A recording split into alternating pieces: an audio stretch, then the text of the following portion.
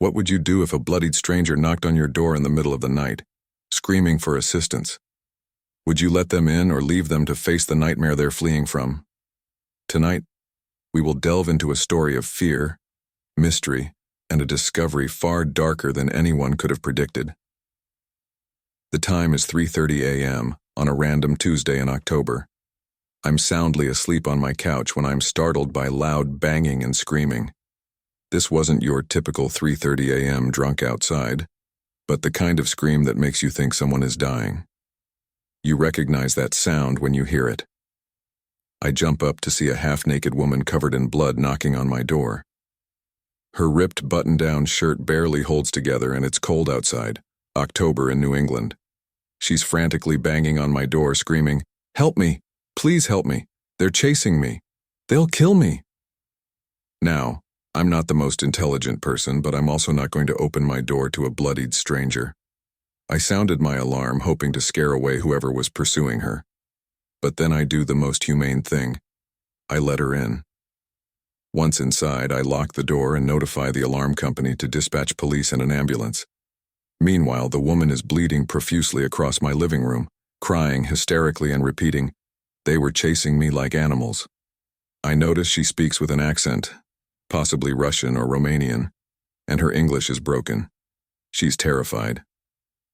I bring her into the kitchen and imagine myself on a crime show, trying not to contaminate evidence. She still complains about being chased by animals. Her face is scratched, her arms and legs are scraped, and she's a bloody wreck. The scene, 3:30 a.m., kitchen, a half-naked bloodied woman, and me trying to remain calm. I kept telling her everything would be fine and that the police were coming. Then she adds, "I saw them turn into werewolves." I'm scared now. I return her to the living room, but my mind is racing. Will I die tonight? Is she planning to attack me? Where are the cops? I grab my phone and dial 911 to ensure they have my address. I also move behind the couch to create distance between us, just in case. She's pacing the room, rambling, when she looks out the window and screams, "There are babies in the road." Oh my God, look at all these babies on the road. I will not come out from behind the couch for that. She keeps screaming for what seems like an eternity. Finally, the police arrive. I dash to the door, tell the cop that she's insane, and they carefully transport her to the ambulance. I'm sitting on my couch, shocked.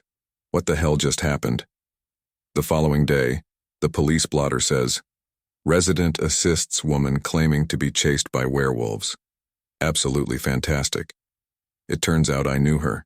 She's my neighbor. Later that day, I arrived home from work, exhausted, to find a Department of Children and Families DCF worker at my door.